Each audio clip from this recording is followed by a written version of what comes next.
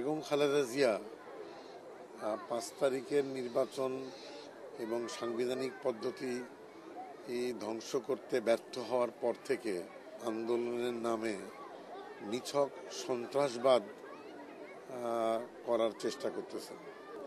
এবং আমি পরিষ্কারই বলতে চাচ্ছি যে বেগম খালেদা জিয়া অশান্তবাদী একজন নেত্রী এবং সন্ত্রাসবাদী একজন নেত্রী। মনে রাখতে হবে যে বেগম খালেদা জিয়ার অতীতের যে ২-৩ বছরের যে তার অবস্থা, সেটা হচ্ছে সন্ত্রাসবাদী অবস্থা, জঙ্গিবাদী অবস্থা। উনি কিন্তু এর জন্য মাপ চাননি, ক্ষমা চাননি।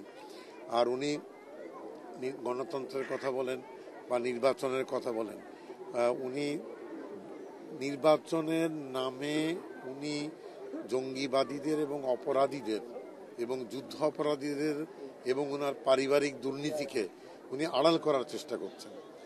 উনি সরকারকে সমালোচনা করার আগে ওনাকে বলবো যে আপনি আয়নায় একটু চেহারা দেখবেন এবং দেখবেন যে আপনার পরিবার এবং আপনার যেসব সদস্য আছে, পারিবারিক সদস্য আছে, তাদের কিছু টাকা বিদেশ থেকে বাংলাদেশের ব্যাংকে ফেরত এসেছে। অবশিষ্ট যে চুরির টাকা, সেই চুরির টাকা বিদেশ থেকে আপনি ফেরত নিয়ে এসে দেশের কোষাগারে জমা দেন। আমি আহ্বান জানাবো, আপনি অশান্তির পথ পরিহার করুন এবং সন্ত্রাসবাদের পথ পরিহার করুন, গণতন্ত্রের ভাষায় কথা বলুন।